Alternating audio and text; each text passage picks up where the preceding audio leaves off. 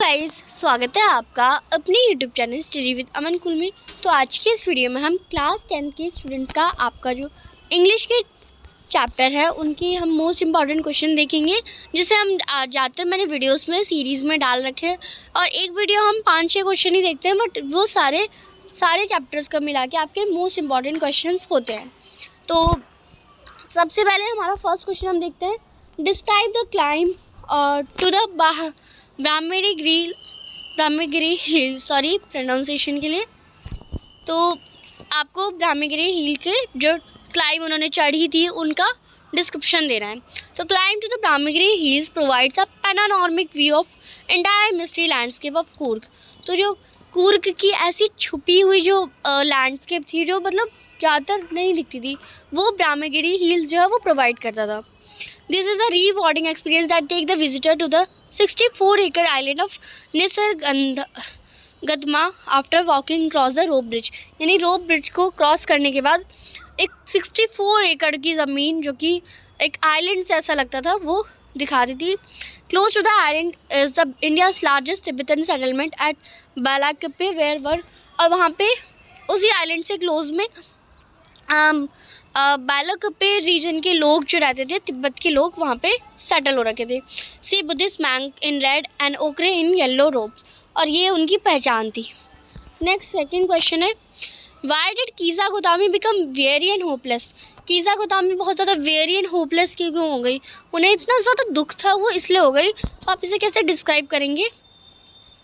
After going from house to house, क्योंकि उन्हें जो प्रिंस सिद्धार्थ ने उन्होंने कहा था कि गौतम बुद्ध कह सकते हैं, गौतम बुद्ध ने उन्होंने कहा था कि उन्हें ऐसी जगह से सीड लाने जहाँ पे किसी की डेथ नहीं हुई हो। और ऐसा कोई भी करनी है, किसी ना किसी के घर में डेथ होती ही है।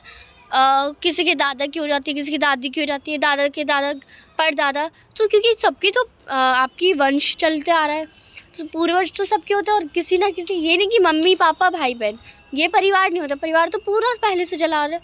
तो किसी के घर में भी ऐसा नहीं मिलता, इसलिए वो बहुत डर जाती है। तो after going from house to house in search of a handful mustard seed to bring her dead son to life, Kisa Gotami become weary and hopeless because she could not find a house जहाँ पे कोई भी नहीं मरा हो, where no one had died. She then realise that every house had lost some और other dear member up to the death. यानी उन्हें तब रियलाइज़ हुआ कि हर किसी घर में किसी ने अपने डियर वन को खोया है। नेक्स्ट क्वेश्चन है, I am orphan roaming the street, why does Amanda visualise this. यानी मैं एक अनाथ हूँ और मैं गलियों में घूम रही हूँ, मैं स्ट्रीट्स में घूम रही हूँ। ऐसा अमांडा ने क्यों सोचा होगा? क्योंकि उसे ये आपको सोचना है कि वो उसके मम्मी पापा भी है, तब भी वो सोचे मैं अनाथ हूँ, मेरे मम्मी पापा नहीं है। तो उसने ऐसा क्यों सोचा होगा? ऐसी क्या सिचुएशन आई होगी? तो अमांडा ने इमेजिन करा ऐसा। Amanda imagined herself to an orphan roaming about barefooted in the street. Her mother persistent nagging irritated her and she craves for silence and wants to roam about freely। यानी उसकी जो mother थी वो continuously उसे नेक करती रहती थी, चिढ़ाती इन द सेंस रोक टोक लगाती रहती थी, और उसे वो इरिटेट हो जाती थी। एंड उसे क्या चाहिए था? उसे साइलेंस चाहिए था, उसे पूरा एकदम खाली जगह चाहिए थी, फ्री रहना था। She wants to be alone, उसे अकेले रहना था। And wishes to be an orphan so that no one can curb her freedom. और इसलिए उसने ऐसा विश करा कि काश मैं अनाथ होती और मुझे कोई डिस्टर्ब नहीं करता। नेक्स्ट एनिमल आपका पोएम नहीं आ रही। Why did the pirate gape at Belinda dragon, trail of custard off the dragon. तो पायरेट ने बेलिंडा ड्रैगन को गेप क्यों करा? When the dragon saw the pirate, dragon ने जब पायरेट को देखा, he charged him and began to snort loudly like an engine।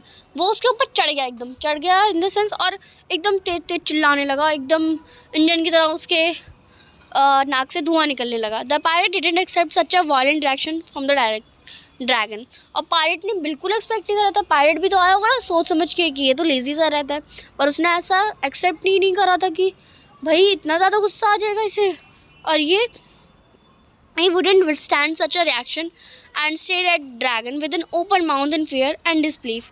और उसने वो ऐसा रिएक्शन नहीं देख पाया और उसे बहुत ज़्यादा डर लगने लगा। He was amazed and astounded, तो वो डर गया।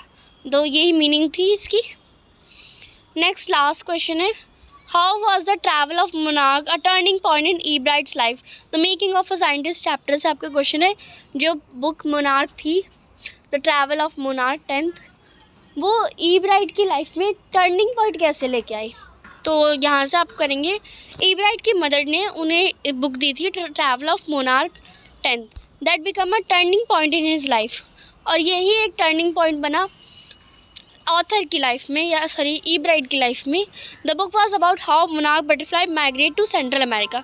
बुक में क्या था, ज़्यादातर बुक में यही था कि मोनार्क बटरफ्लाई सेंट्रल माइग्रेट कैसे हुई सेंट्रल अमेरिका की तरफ। This new knowledge open fresh world of science for the young and curious boy, और ये नई नॉलेज जो यंग और क्यूरियस बॉय था ईब्राइट, उसके लिए एक नया ही उसने मतलब नई जगह रास्ता ही खोल दिया। वो स्टार्टेड टैगिंग बटरफ्लाई, उन्होंने बटरफ्लाई को टैग करना स्टार्ट कर दिया। बहुत सालों तक वो यही करते रहे। तो ये आपका 4 क्वेश्चन थे। नेक्स्ट वीडियो में हम आगे के क्वेश्चन करेंगे। चैनल को अभी तक सब्सक्राइब नहीं किया तो प्लीज़ सब्सक्राइब ज़रूर करें। वीडियो अच्छी लगी तो इसे लाइक करिए, दोस्तों के साथ शेयर ज़रूर करिए। Thanks for watching, bye bye guys.